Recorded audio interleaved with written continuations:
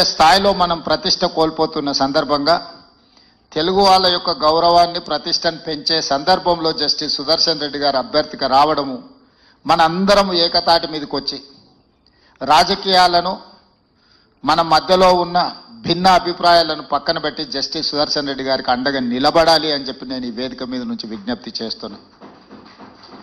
ప్రధానంగా చంద్రబాబు నాయుడు గారు, పవన్ కళ్యాణ్ గారు, వైఎస్ జగన్మోహన్ రెడ్డి గారు, చంద్రశేఖరరావు గారు, అసదుద్దీన్ ఓవైసీ గారు, వీళ్ళందరికీ పార్టీ నాయకులకు విజ్ఞప్తి చేయడమే కాకుండా 42 మంది లోక్సభ సభ్యులు, 18 మంది రాజ్యసభ సభ్యులకు కూడా వ్యక్తిగతంగా నేను విజ్ఞప్తి చేస్తున్నా.